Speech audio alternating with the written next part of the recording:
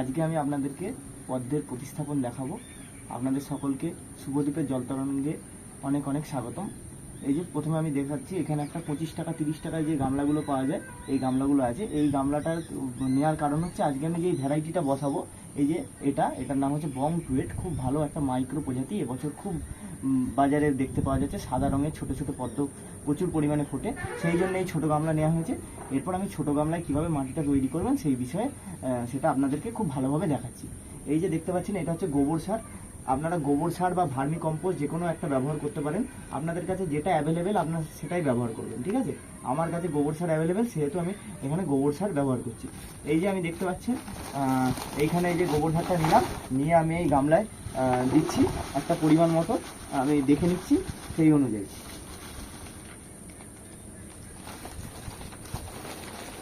এই যে এখানে এতটা পরিমাণ গোবর সার নিয়েছি। ক্যামেরাটা একটু সামনে এনে দেখাতে বলবো আমার ক্যামেরাম্যানকে। এই যে এতটা পরিমাণ মতো গোবর সার নিয়েছি আমি, খুব সুন্দর গোবর সার। এরপর এই যে এখানে দেখতে পাচ্ছেন একটা মিক্স সার আছে, হাড় গুঁড়ো, শিংকুচি, নিম খোল, বাদাম খোল, আর সিঙ্গেল সুপার ফসফেট, আর সাথে কিছু অল্প পরিমাণ সিউইড। এখান থেকে আমি এরকম এই 1 মুঠো পরিমাণ নিয়ে এইটাতে দিয়ে দিলাম, দিয়ে এইটাকে এরকমভাবে ভালোভাবে মাখিয়ে নেব।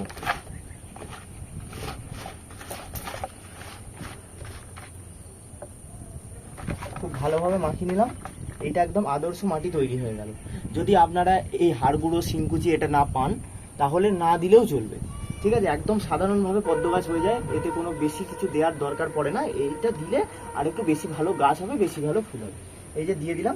এরপর আর কিছু নয়, এই যে জমি থেকে সংগ্রহ করা মাটি আমি ভালো করে জল দিয়ে মেখে নিয়েছি। একদম সুন্দর করে মাখা হয়ে গেছে। এই মাটিটিকে আমি এর মধ্যে দিয়ে দেবো আস্তে আস্তে।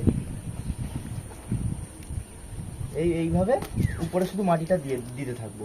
আমি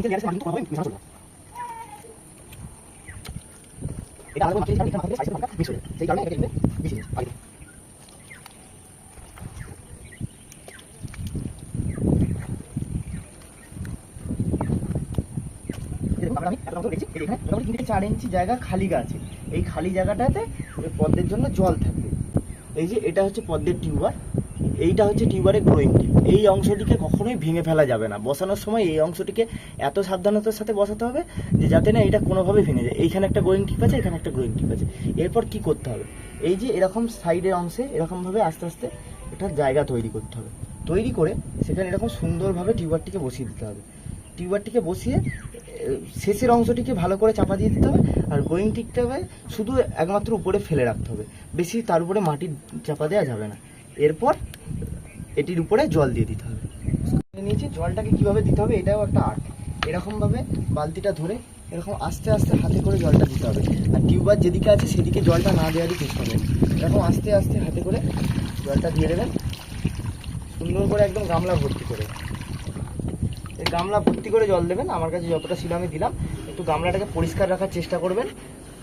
এরপর ব্যাপার হচ্ছে, অনেকে বলছেন আপনাদের গামলায় প্রচুর পরিমাণে শ্যাওলা হচ্ছে, প্রচুর পরিমাণে নোংরা হচ্ছে। তার জন্য আপনারা কি করবেন? তার জন্য কিচ্ছু করার দরকার নেই। জলটা যখন এই যে ভর্তি হয়ে যাবে, এই কানায় কানায় হয়ে যাবে, যদি যখন জলটা রোজ একটু পারলে জলটা ওভারফ্লো করে দেবেন, মানে এর উপর থেকে আস্তে আস্তে করে জল ঢালবেন, নোংরা জলটা আস্তে আস্তে দেখবেন বেরিয়ে চলে গেছে। এরপর যারা এতটা করার সময় পাচ্ছে না, তাদের জন্য একটা টিপস, ধরনের অ্যাজোলা আপনারা অনেক জায়গায় দেখে থাকবেন। এই অ্যাজোলা যদি আপনারা এই গামলার উপরে দিয়ে রাখতে পারেন, তাহলে গামলার জল খুব সুন্দর স্বচ্ছ ও পরিষ্কার থাকবে, ঠিক আছে? খুব সুন্দর পরিষ্কার থাকবে, কোনো সমস্যা হবে না, গামলা একদম খুব সুন্দর থাকবে, ঠিক আছে? আপনাদের বুঝতে কোনো অসুবিধা হলে আমাকে কমেন্ট বক্সে জানাবেন, অবশ্যই জানাবেন। এছাড়াও আমি ডিসক্রিপশানে আমার মোবাইল নাম্বার দিয়ে দেবো, যে কোনো সমস্যায় আমার সাথে কন্ট্যাক্ট করবেন। আর এছাড়াও আরও বলে রাখি, আপনারা যদি গোবর সারও না পান, সাধারণ মাটিতে পদ্ম বসিয়ে দেখবেন, তাতেও আপনারা খারাপ রেজাল্ট পাবেন না, তাতেও খুব ভালোই ফুল হবে, ঠিক আছে? চেষ্টা করে দেখুন, হবে। পদ্ম গাছ খুবই সহজ গাছ, মানে কোনো সমস্যাই হতে পারবে না, ঠিক আছে? আজকে এই পর্যন্তই রাখছি।